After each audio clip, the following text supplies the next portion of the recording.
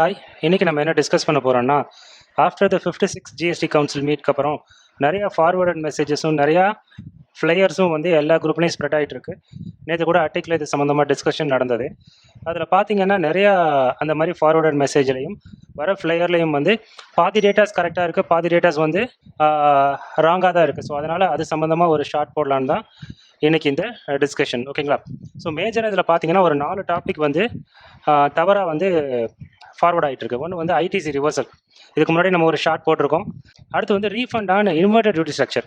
So என்னோட வந்து ஒரு ரேட் ஆஃப் டேக்ஸ் வந்து 12% இருக்குது, அது 5% மாறுது, இல்லை 18% இருக்குது, 12% மாறுது. இன்வெர்டட் டியூட்டி ஸ்ட்ரக்சரில் எடுத்துக்கலாமா அப்படின்னு கேட்டிங்கன்னா, சர்க்குலர் 135 அண்ட் சர்க்குலர் 173 ரெண்டுமே வந்து அது வந்து எலிஜிபிள் இல்லை அப்படிங்கிறத சொல்லுது. சர்க்குலர் மட்டும்தான் சொல்லுது, ஆக்டில் எங்கேயும் அதை கிளியராக கொடுக்கல. மேபி ஒரு வேளை நீங்கள் அதை போராடி வாங்கினாலும் நீங்கள் ஹைகோர்ட் தான் போகணும். சர்க்குலர் 173 வந்து 2 விஷயம் சொல்லியிருக்காங்க. ஸோ இந்த இன்வர்ஷன், அதாவது வந்து higher input tax, lower output tax அப்படிங்கிறத 2 விதமாக பிரிச்சிருக்காங்க. ஒன்று வந்து ரேட் ஆஃப் டேக்ஸ் வந்து ரெடியூஸ் ஆன கேஸ், இது வந்து எலிஜிபிள் கிடையாது அப்படிங்கிறத கிளியராக சொல்லியிருக்காங்க. இன்னொன்று வந்து கன்செஷனல் ரேட். ஸோ அது அந்த குட்ஸோட ரேட் ஆஃப் டேக்ஸ் இதுதான், ஆனால் ஒரு குறிப்பிட்ட ஒரு செக்டார் இருக்கும். ஃபார் எக்ஸாம்பிள் வந்து மெர்ச்சன்ட் எக்ஸ்பெக்டர் 0.01% மட்டும் டேக்ஸ் கட்டினா போதும். ஸோ அது வந்து கன்செஷனல் ரேட். அதுக்கு வந்து நீங்கள் இன்வெர்டட் டியூட்டி ஸ்ட்ரக்சரில் ரீஃபண்ட் வந்து எலிஜிபிள் வராங்க. ஒரு எக்ஸாம்பிளுக்கு சொல்கிறேன். அதையும் மீறி இதுக்கு ரீஃபண்ட் வேணும்னா நீங்கள் வந்து நம்ம கவர்மெண்ட்டை தான் கேட்கணும். அதுக்கு அவங்கள ஏதாவது கிளாரிஃபிகேஷன் இனிமேல் கொடுத்தா தான் உண்டு. ஏன்னா இது 2.0ங்கிறதுனால இது சம்மந்தமாக ஏதாவது கிளாரிஃபிகேஷன் வேணால் நம்ம கேட்கலாம். ஓகேங்களா? ஸோ அடுத்து வந்து ரேட் ஆஃப் டேக்ஸ். ஸோ இந்த ரேட் ஆஃப் டேக்ஸ் என்ன அப்படிங்கிறத வந்து நீங்கள் டைரெக்டாக அந்த ப்ரெஸ் ரிலீஸை ஓப்பன் பண்ணுங்கள். 80 பக்கம் இருக்குது. அதில் 391 குட்ஸும் சர்வீசஸ் சில ஐட்டமும் இருக்குது.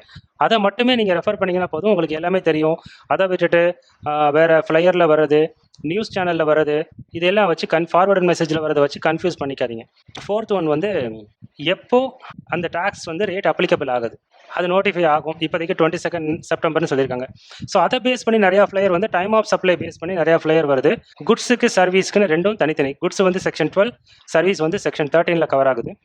இப்போ வந்து இந்த மாதிரி ரேட் ரெடியூஸ் ஆகிறது வந்து செக்ஷன் 14 கவர் ஆகுது. நோட்டிஃபிகேஷன் நம்பர் 66/2017 படி ஒரு காம்போசிஷன் டீலரோ அல்லது registered person supplying specified actionable claims தவிர வேறு எந்த ரெஜிஸ்டர்ட் பர்சனும் அந்த பேமெண்ட் பேசிஸில் டைம் ஆஃப் சப்ளை அப்ளிகபிள் ஆகாது அப்படிங்கிறது இருக்குது. டேட் ஆஃப் இன்வாய்ஸ் என்னவோ அந்த ரேட்டில் என்ன ரேட்டோ அதை மட்டும்தான் அப்ளிகபிள் ஆகும். சர்வீசஸ்க்கு தான் ரெகுலராக வரக்கூடிய ஃப்ளையர் எல்லாமே அப்ளிகபிள் ஆகும்.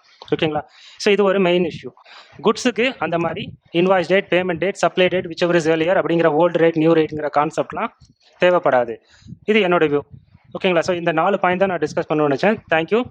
இதில் ஏதாவது டிஸ்கிரிபன்சி இருந்ததுன்னா நீங்கள் தாராளமாக பாயிண்ட் அவுட் பண்ணலாம்.